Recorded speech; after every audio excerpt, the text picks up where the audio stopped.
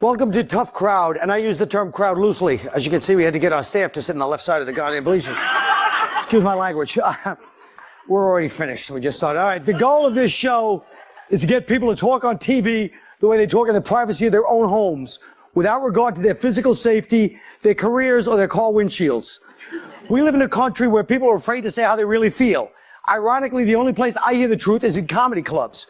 Comedians may be perverts, lazy, selfish, and bad dressers, but they don't lie. So if you can't watch people's honest opinions without fighting, bullying, or boycotting, you can check out a repeat of the Gilmore Girls on another channel, stupid.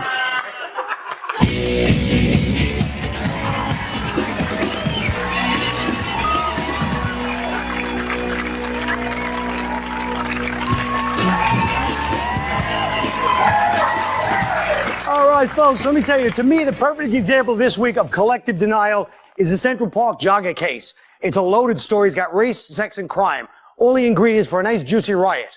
You remember the story 12 years ago, the 5 black kids were convicted of raping the white woman in Central Park, leaving her for dead. Recently, the convictions were overturned due to the confession of another guy. This story has everything that nobody wants to face: race, crime, and the historical false accusation of black men by the justice system.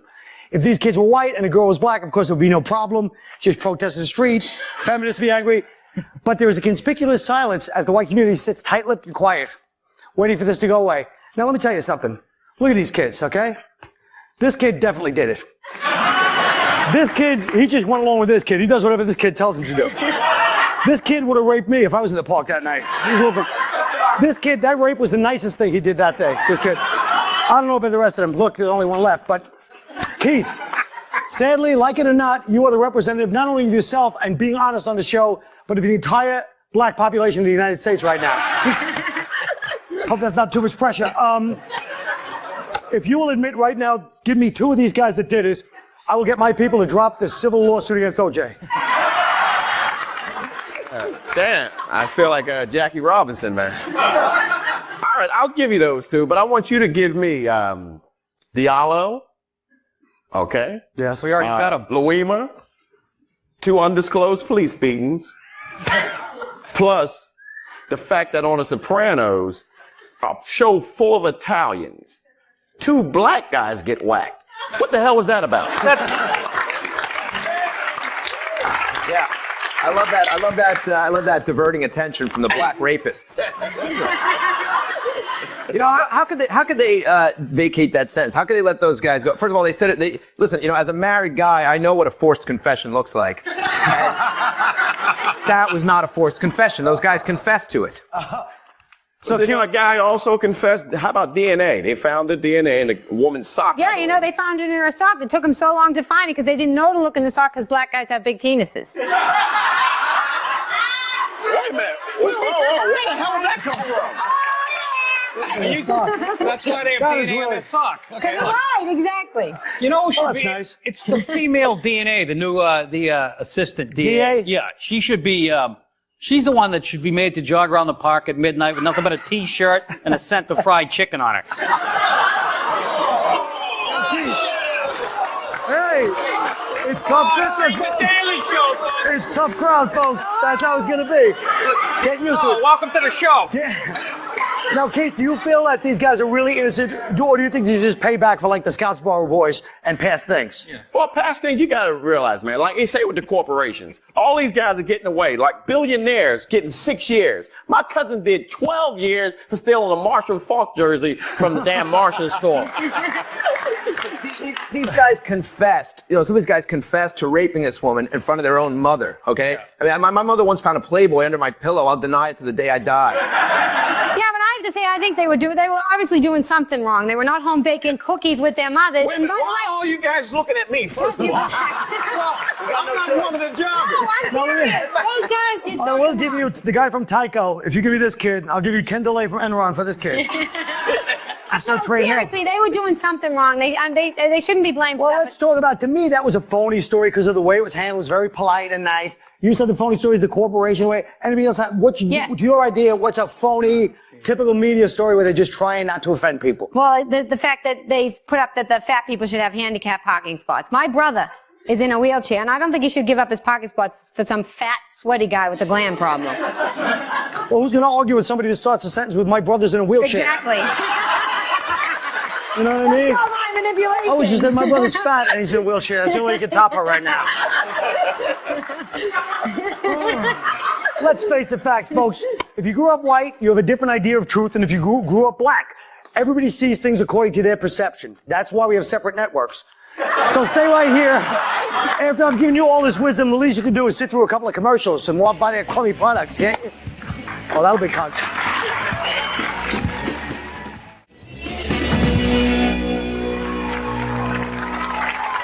All right, let's talk about religion. Between Catholicism and Islam, the devil has had a couple of good years here, okay? I'm talking about the priest scandal. It was very shocking. Well, it wasn't shocking if you grew up Catholic. We always knew there's that one priest you had to avoid in church. We had this one guy, name remain nameless. He'd walk in Sunday morning. He'd be on the pipe organ playing It's Raining Men. And he walked in. And this guy, this is a true story. This guy actually helped me pick out a confirmation name. I found out years later there's no saint named Miss Saigon. Seriously. Now, he also gave it away. He gave me 10 Hail Marys and 10 clank, clank, clank went to trolleys. Okay, I'm pushing it, but you know what I'm saying, folks. Let's go. Now they're coming up with, they're going to refurbish the church. They want to start changing it a little. Okay, I got a couple of suggestions if you want to lose all that scandalous behavior. You might want to lose the idea of the guy with not allowed to have sex in a dark room, hearing your most secret confessions of your life. Maybe we get rid of the jewelry and the red robes. Or at least cut out the kneeling. Can we do that for a couple of years? How about the kneeling, waist high, mouth open, tongue out? You know what I'm saying? I don't think I could resist a nice, fine older boy if I was in that situation. Now, Nick, let me ask you something. You're a Catholic in good standing. Is Catholicism finished? I didn't think it was until I went to church yesterday. There was like 4 people there.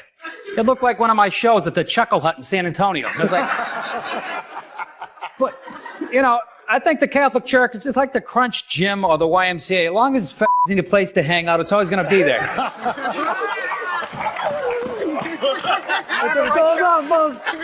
Oh, anybody else want to add their 2 cents? I think Catholicism was going in the right direction after Vatican II. They were making a lot of reforms, and they got this new pope, who's Polish, by the way. And, you know, the guy went completely backwards. I mean, now it's, you know, no birth control, no sex before marriage, no homosexuality, no divorce. It's like the only Catholics getting laid are the priests. No, that's not necessarily true because I went to Catholic school for 12 years and we couldn't have sex, but I could have an orgasm from dry humping, so. Do you still have the uniform? Yes. I think, Colin, I think the church has always been in trouble. As far as I'm not from the Catholic Church or anything. I'm from non-denominational. That's my church. Oh, yeah. That's what it was called. Who's the leader? The Reverend, my brothers. Oh, yeah. Oh, that's right. Didn't you? Tell me that Reverend story. Well, the thing is like when I was in church, I remember years ago. This was like in the 80s, early 80s. We had a visiting Reverend come to the church, and I guess the preacher shorted the visiting Reverend like $1,500. The Reverend come back and like, yo, where's my money? The guy's like, I ain't got your damn money. This is a Reverend arguing with another Reverend. I don't have your damn. I'm a Reverend. Pull out a pistol and shoot him right in the head. Oh, see? That's how we should settle things in Catholicism. Now let's talk about other religions. Judaism. Religion or multinational corporation? Cheap shot. Okay, what about Islam? Do you feel like there's a double standard? Like if you say Catholic jokes, everyone laughs because it's funny and they did do stuff. But if you bring up Islam after 9/11, it's like, hey, leave them alone. Jeez, what are you doing? Yeah. All right, it's not really a question, but go ahead. This is what. It's true. I mean, the guys that hit the towers, okay? Yeah. Right? The terrorists. Yes. People go, well, you know, not all Muslims are terrorists, but every terrorist that hit those towers are Muslims. I'm doing my math. Well, I mean, it's like we always compare all the religions, and they're supposedly peaceful religions. But I mean, you look at Islam. I mean, Catholicism may be pretty uptight, and it may produce some pretty frigid chicks. But Ain't that frigid? But Islam, I mean, you know, any religion that says it's okay to kill a woman with rocks for showing too much forehead, you know, that's too much. Exactly. How do you know I'm frigid? That's what I want to know. They see an Amish woman, they think it looks like Little Kim in the Moulin Rouge video. And to me, Judaism's the best religion. Judaism, because the Jews they're very happy. Judaism is like a great religion. It makes you feel They good about don't yourself. shower. Jews don't? You mean you Orthodox? I mean, they're sick. He told me that. You know, these guys, they go to temple and you feel good about yourself. You're the chosen people. You know, it builds you up. You feel good. You go back to work on Monday, control the media, guilt-free. But you know, Catholics, you go to church as a Catholic. What do you hear in a Catholic church? You're garbage. You're not worthy. Get on your knees, but maybe it'll be better when you're dead. It's not a happy religion. But people still argue that the media is not run by Jews, which I believe. You ever read the credits after a sitcom? It's like Schindler's List. Seriously.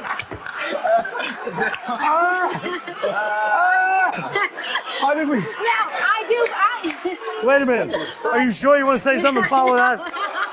Yeah, go ahead. Try it. Well, I think that the Jewish people, they bring up the kids better than the Catholic people do. They sacrifice a whole generation so that the kids can go to college. Catholics are taught the poorer you are, the better chance you get into heaven. A whole generation. Yes, they do. They let the kids go to college. They'll give up their own wealth so that the kids can go to college. And Catholic, they say the poorer you are, the better chance you have. The better chance you have to get into heaven. You know who made that up? The Jews. I've never met a Jew that didn't go to college. Exactly. That's I like it because I never met a Jew who didn't go to college. Just takes a sip. Well, you might say, how did this go from being like a nice, is Catholicism finished subject into a beer hall in 1932 in Germany? Well, that's one of the problems with the show. It goes the way it goes. There's really nothing you can do about it. Anybody have anything to say about Buddhism, Hinduism, anything like that? Man, me neither. what you You get. know what, folks? This is actually what we're having right now is called a lull, okay? This is what network executives all over the world spend millions of dollars to avoid what's happening right here, right now. They would rather see me, like, kill a kitten than have this silence right now. Look. Oh. This looks like you when you see the ratings. Folks, all right. Oh, quesadilla. Hey, I filled that wall. Well, you filled it in. Okay. I want to thank Super Leaders and Okay, folks, if you change the channel when I'm talking about God, you're going to die right where you sit. So stay tuned.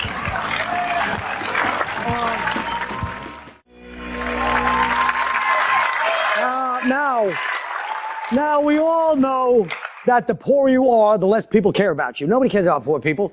Corporations run the world, but they have to realize that the poor people made them and they can break them. If they try to break poor people, they don't start spreading the money around, it's going to come back and ruin them too. They'll be poor. Let's take GE, perfect example of a big corporation, right? GE, light bulbs, commercial military jets, all kinds of stuff, plastics, I don't know, a lot of stuff, commercial finance, I don't even know what that is, but I know they're in charge of it. Now let's say GE has a bad year, right? So what do? They have to make cuts on some of the things they own. They might go to like NBC. They own NBC. Now they take a higher percentage off of NBC. Now NBC has to make some cuts. Suddenly little things you'd barely notice start to happen. Instead of fresh cookies, you get Chips Ahoy in the dressing rooms at Will and Grace. They used to give you Coke. Now it's Pathmark ginger ale in the green room with Scrubs. You know, sandwiches are gone. It's pretzels and M&Ms. Believe me, I know what that feels like when you have a show. I might know it sooner than I want to, actually, but... So they say, hey, NBC, you got to make some cuts. NBC goes to their assets. Look at Saturday Night Live. They own Saturday Night Live. There's some Lorne Michaels. You got to make some cuts. Lorne Michaels looks around. He sees he can't fight the stagehands. His head will end up behind a speed rack in an Irish bar in Queens. Can't fire the writers. They have a Harvard cartel that makes GE look like a Sacco's Pizza on 9th Avenue. So he goes, what about that ungrateful, miserable bastard Colin Quinn? And suddenly I'm finished off the show. Damn it. I really am finished this time. Now I have less money. So now when I go to TGIF's, which is another corporation, coincidentally, I don't tip the waitress as much as I used to. And she can't afford to pay her electric bill. So enough people like her don't pay their electric bill and then their lights get cut off.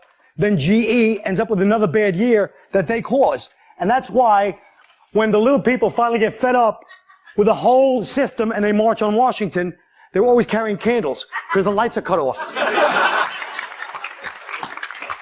Am I right? Yeah. You cheap bastard.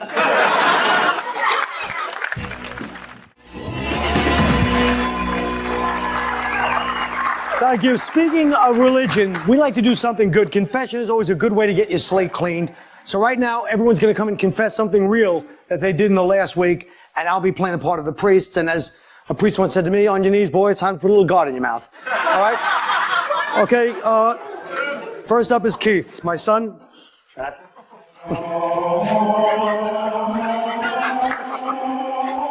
Bless me, Father, for I have sinned. Today I was driving my car. I seen a bunch of pigeons in the street. They were eating, man. They were just minding their own business. I decided to speed the car up a little bit and hit one of the little bastards. I got one of them, and it made me so happy. I chuckled all the way to New York. Well, my son, first of all, I can imagine some lettuce now we're gonna get from one of those animal, bird, whatever a pigeon is. It's like a rat with a pilot's license. I don't know. But you're fine, my son. It was a pigeon. Everybody hates them. You did the right thing, I guess. Say 10 Hail Marys and, make yourself a nice ornithology, Oh, folks, it's improv. Sometimes it doesn't work. Damn it. Is that it, Father, or do you have any more bad jokes? That's it. That's it, my son.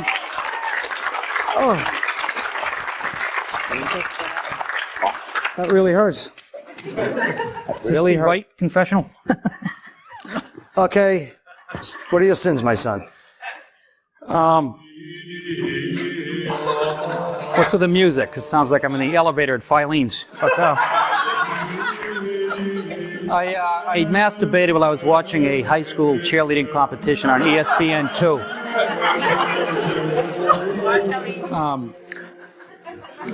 There was no male cheerleaders, it was all female. And I don't even think it was sexual. They're just so good at what they do.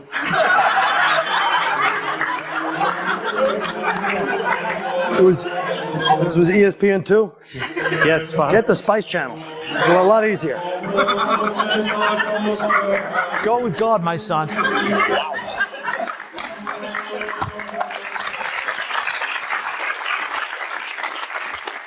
I guess the most painful part of the first two is when these two bastards sit there, and I want them to leave because there's dead silence, and they just sit there waiting for me to bomb even for another 5 seconds. Move it. Oh, you lovely young lady. What would you like to confess?